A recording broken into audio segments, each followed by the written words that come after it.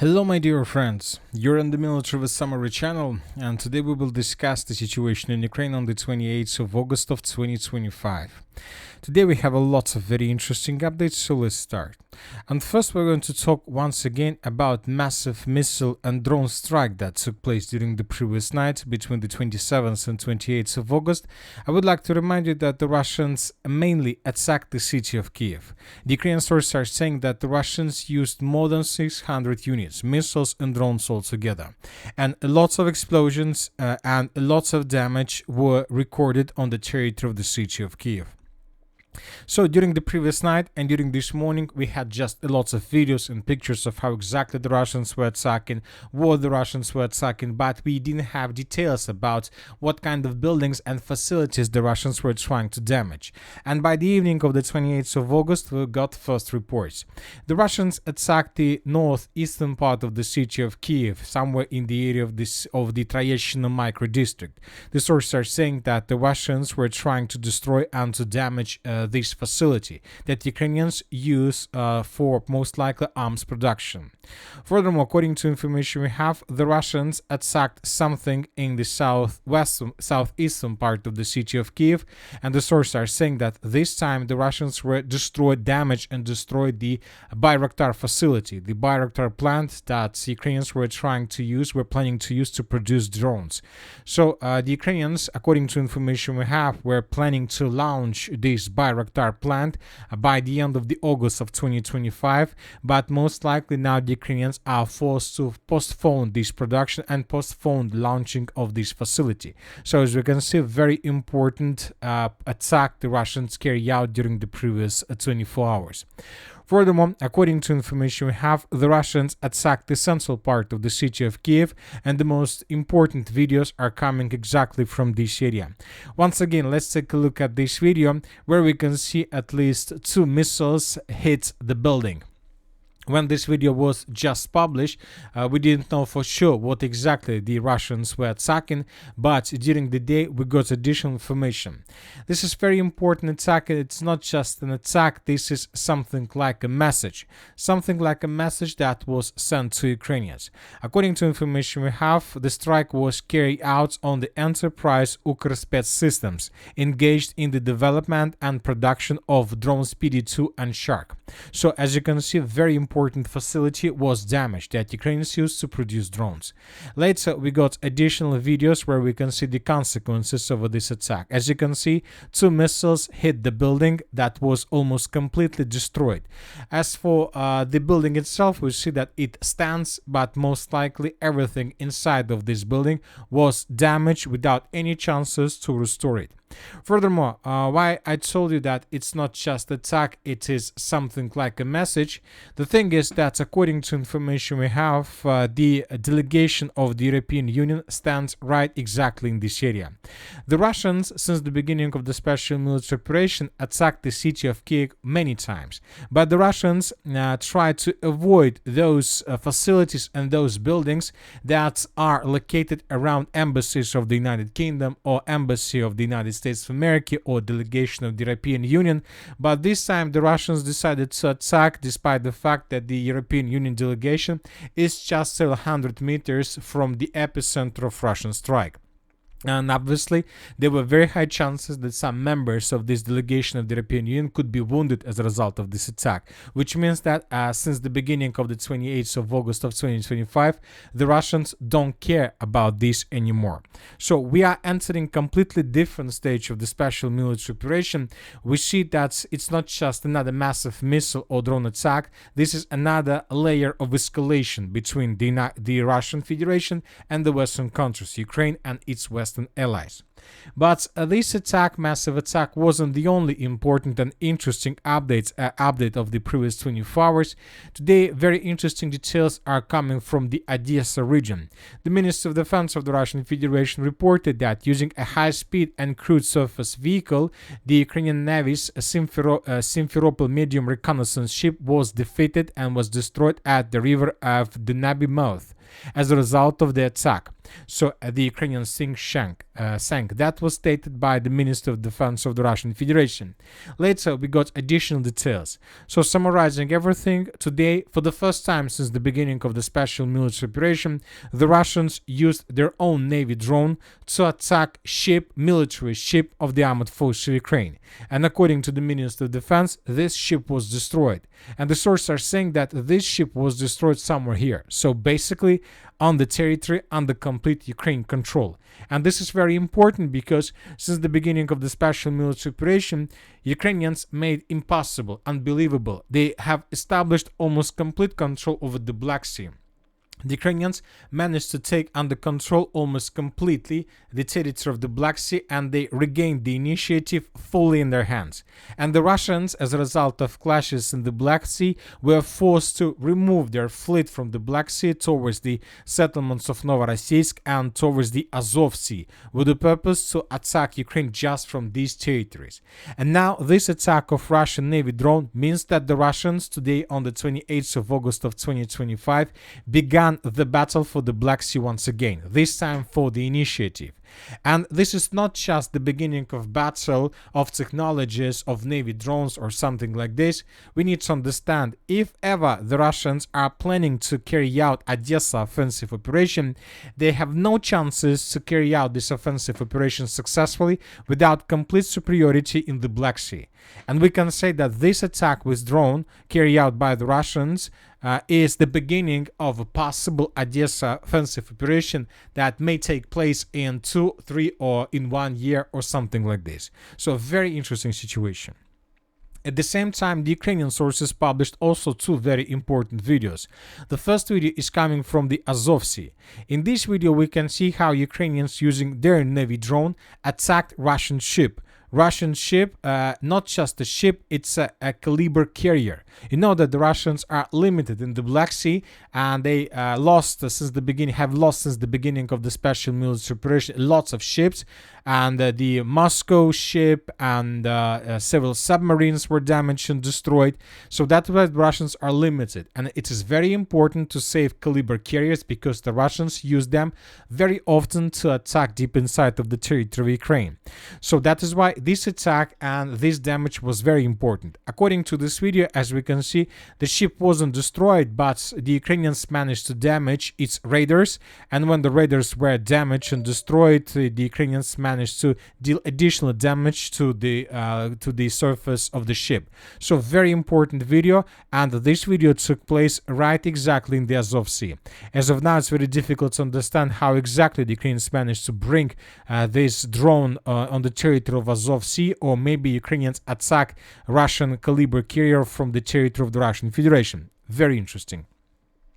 And another important video is coming from the area of Kinburn Spit from the Kherson direction. In this video, we can see a Russian multiple launch rocket system that was moving in the southwestern part of the Kherson region, and the Ukrainians, as a result of reconnaissance operation, managed to discover this vehicle and to attack this vehicle with FPV drone.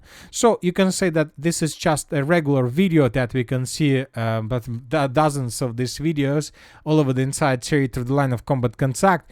But the most important thing in the main value is that the distance between this vehicle that was damaged by the Ukrainians, by Ukrainian drone, and the territory of Kherson region, let's say the island micro district, is almost 60 kilometers, which means that most likely Ukrainians attacked this drone not from the area of Kherson, but from the Black Sea. So this is very important. Ukrainians managed to adapt this technology. The Ukrainians managed to adapt to this warfare, and now Ukrainians most likely are going to use more and more often their drones all over the entire Black Sea with the purpose to attack Russian facilities along the shore of the Black Sea. So this is very interesting, and obviously the Battle of the Black Sea is going to be one of the most important and primary and major battles of most likely 2026, when Russians will be able to establish production of significant number of drones. We will see the same number of drones from the Ukrainian side, and then the battle before initiative will start. And who wins the Battle of the Black Sea most likely will control the city of Odessa and the Odessa region. Furthermore, according to information we have, at the same time with Russian attacks in the direction of the city of Kiev, the Ukrainians carry out several drone attacks deep inside of the territory of the Russian Federation. In this video, according to pro-Ukraine resources, we can see how Ukrainians managed to damage one AFI oil refinery, which is located in the southern part of Russia. Another important object was damaged by the Ukrainians in the area of the settlement by the name of Samara. So the same story, according to information we have, Ukrainians damaged some facility on the territory of this city. So very important, we see that Ukrainians have possibilities to attack deep inside of the territory of Russia, and today they attack Russia and damage Russia also significantly. Now let's move further and let's discuss the situation on the ground, because during the previous 24 hours we received lots of very important updates. We will not cover updates we discussed during the previous video, and today we will start with the Pokrovsk direction. According to information we have, the armed forces of the Russian Federation managed to establish complete control over the settlement by the name of Udachne. During the previous day, we were waiting for a confirmation of this information by the Minister of Defense of the Russian Federation, or we were waiting for additional video, but neither Minister of Defense report nor any video were published. So that is why we are still keeping this territory as is, but most likely we expect that in coming days or even hours, the territory of Udachne would be colored in Russian favor completely. Furthermore, I would like to remind you that just yesterday, according to information we have, the Russians managed to break through Ukrainian defense to the north of the settlement of Udachne and to outflank the Pokrovsk mine. Most likely, currently there are very heavy clashes, so we are waiting for additional updates from this area as well. Now let's move to the Pokrovsk agglomeration. The most important updates are coming from the northeastern part, from the area of Russian breakthrough. Very interesting updates were published today by pro-Russian resources.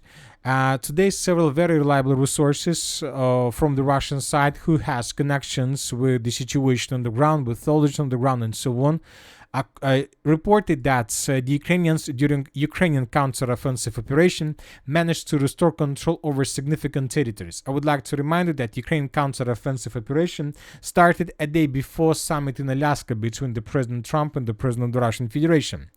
But later, according to different sources, the Russians managed to stabilize the situation, to repel Ukrainian counterattacks, and starting on probably late 20th of 2025, of August of 2025, the Russians began their own offensive operation, and during the previous days, the Russians once again managed to improve their positions along the entire line of the breakthrough. The most important is that the Russians improved their positions in the northeastern part of the city of Mirnograd by taking under control additional trenches, fortifications. As for now, the Russians are tasked to take under control these facilities. Furthermore, according to the same sources, the Russians improved their positions in the central part of the settlement of Krasny Liman. The Russians are about to outflank Ukrainian contingent from the south and to attack Ukrainians from behind, and to cut the only supply line that Ukrainians have to support their contingent on the territory of the city of Rodinska. As for the city of Rodinska itself, during the previous 24 hours, it was reported that the armed forces of the Russian Federation managed to cut the settlement of Rodinska almost in two by moving along the Miro Street. So according to pro-Russian resources, this street was taken by the Russians and buildings along the street was taken. So this is very important, because from now on, Ukrainians control just the northern part and Ukrainians controls just the southern part. And these are two separate pockets. These are two separate pockets of resistance, and most likely, first of all, the Russians will handle with the northern one, and then the Russians will handle with the southern one, as soon as they are able to clear and to finish the battle for the western part of the Krasny Liman. So it seems that the battle for Rodinska is entering its decisive phase, and most likely the Russians will be able to establish complete control over the settlement of Rodinska, or at least to break completely Ukrainian resistance by the end of the next week. And this is going to be the beginning of complete collapse of the entire Pokrovsk agglomeration, because without the city of Rodinska, Ukrainians most likely would be caught in cauldron by the Russians completely, without any chances to restore control over this agglomeration. Furthermore, pro-Russian resources reported that they still have control over the settlements of Novoshakhova, over some part of the settlement of Rubezhne. The Russians saved their control over some parts of the settlement of Zolotoy Kolodez, and the Russians, as you can see, continue offensive operation further and have control over the settlement or partial control over the settlement of Petrivka. So very interesting. Let's compare the map between the dates. This is the situation by the end of the 27th of August, and this is the situation by the end of the 28th of August, according to several very reliable pro-Russian resources, which means that there are still very heavy clashes, that Ukrainians haven't managed to secure this area completely, which means that Ukrainians still haven't managed to destroy every single Russian sabotage and reconnaissance group in this direction, and this means that the Russians continue improving their positions. Furthermore, the Russians managed to cut the road between Zolotoy Kolodez and Kucherov Yar, which means that in coming days or even hours, the Russians most likely will finish the battle for the pocket between the settlements of Kucherov Yar and Zolotoy Kolodez. As soon as the Russians are able to take this territory under complete control, they will improve their logistic, their lines, and then it will allow them, the Russians, to move further and to move further in the western direction towards the city of Dobropolye. Furthermore, several pro-Russian resources reported that Russians managed to improve their positions in the western part of the settlement of Shakhova, which means that the battle for this village and for the pocket of Shakhova continues. As for the previous 24 hours, as for the Konstantinovka direction, the most important update is coming from the southern part of the pocket.